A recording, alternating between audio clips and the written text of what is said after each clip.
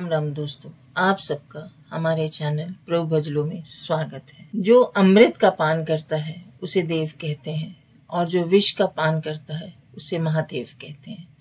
आइए दोस्तों, आज हम महादेव की 16 सोमवार की कथा का वर्णन करेंगे, उनका महत्व जानेंगे। अगर आपकी कोई मन्नत पूरी ना हो रही हो या फिर तमाम प्रयासों के बावजूद आपके कैरियर में सफलता नहीं मिल रही हो या व्यक्तिगत जीवन में परेशानी चल रही हो, मसलन कोई भी दिक्कत हो, तो परेशान होने के बजाय दोस्तों, अगर हो सके इस बार आप महादेव की शरण में जाकर सावन के सोमवार की व्रत कथा का पाठ करें और देखें आपकी जिंदगी में कितना बदलाव आएगा। अब शुरू करते हैं सावन की कथा।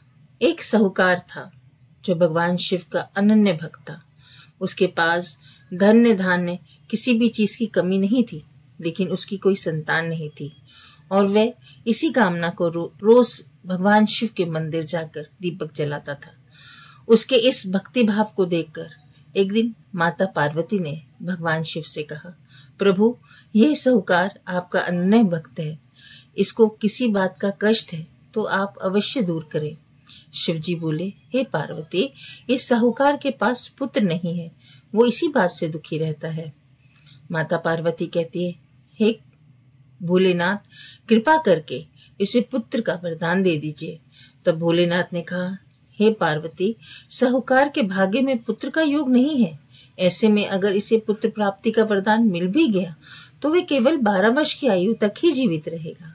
ये सुनने के बाद माता पार्वती ने कहा, हे भगवान, आपको इस साहूकार का पुत्र का वरदान देना ही होगा, अन्यथा भक्त क्यों आपकी सेवा पूजा करेंगे।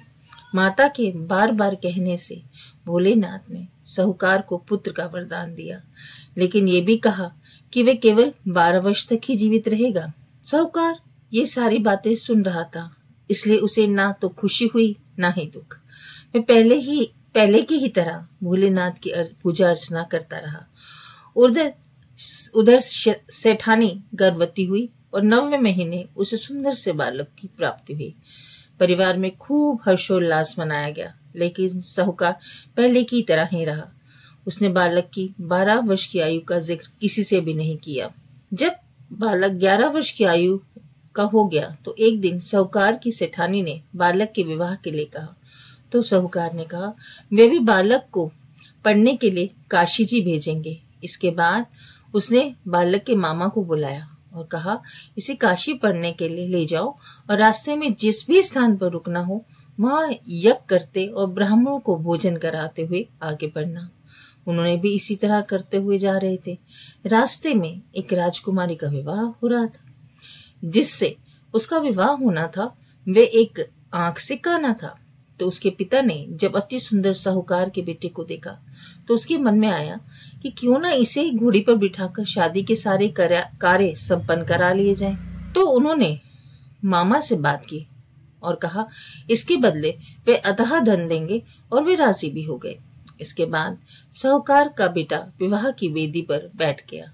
जब विवाह कार्य संपन्न हो गया तो जाने से पहले उसने राजकुमारी की चुंदरी के पल्ले पर लिखा कि तेरा विवाह तो मेरे साथ हुआ है, लेकिन जिस राजकुमार के साथ तुझे भेजेंगे वे एक काक का काना है। इसके बाद वे अपने मामा के साथ काशी के लिए चला गया। उधर जब राजकुमारी ने अपनी चुनरी पर यह लिखा हुआ पाया तो उसने राजकुमार के साथ जाने से मना कर दिया। तो राजा ने अपनी पुत्री को बारात के साथ विदा नहीं किया। बारात वापस लौट गई। उधर मामा और भांजे काशी जी पहुंच गए। एक दिन जब मामा ने यज्ञ रचा रखा था तो भांजा बहुत देर तक बाहर नहीं आया। मामा ने अंदर जाकर देखा तो भांजे के प्राण निकल चुके थे। वे बहुत परेशान हुए, लेकिन सोचा अभी रोना पीटना मचाया तो ब्राह्मण चले जाएंगे और यज्ञ का कार्य भी अधूरा रह जाएगा। जब यज्ञ संपन्न हुआ तो मामा ने रोना पीटना शुरू किया। उसी समय भगवान शिव पार्वती उधर से जा रहे थे। माता पार्वती ने शिव जी से कहा, हे प्रभु, ये कौन रो रहा है। तभी उन्हें पता चला ये तो वही पुत्र है जो भोलेनाथ के आशीर्वाद से जन्मा साहूकार का पुत्र है। तब माँ पार्वती कहती है, हे स्वामी, इसे जीवित कर दे, अन्यथा रोते रोते इसके माता पिता के प्राण निकल जाएंगे। तब भोलेनाथ ने कहा, हे पार्वती, इसकी आयु इतनी ही थी, सो वह भोग चुका है। लेकिन माँ के बार बार आग्रह करने पर भोलेनाथ ने उसे जीवित कर दिया। लड़का ओम नमः शिवाय करते हुए जी उठा और मामा भांजे दोनों ने ईश्वर का धन्यवाद दिया और अपनी नगरी की ओर लौट गए। रास्ते में वही नगर पड़ा। राजकुमारी ने उसे पहचान लिया। तब राजा ने राजकुमारी को साहूकार के बेटे के साथ बहुत सारा धन धान्य देकर विदा किया। उधर साहूकार और उसकी पत्नी छत पर बैठे थे।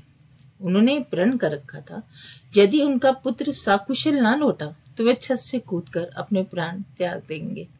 तभी लड़के के मामा ने आकर साहूकार के बेटे और बहू के आने का समाचार सुनाया, लेकिन वे नहीं माने। तो मामा ने शपथ पूर्वक कहा। तब दोनों को विश्वास हो गया। दोनों ने ही बेटे बहू का स्वागत किया। उसी रात साहूकार को स्वप्न में भगवान शिव ने दर्शन दिए और कहा, तुम्हारे पूजन से मैं प्रसन्न हुआ।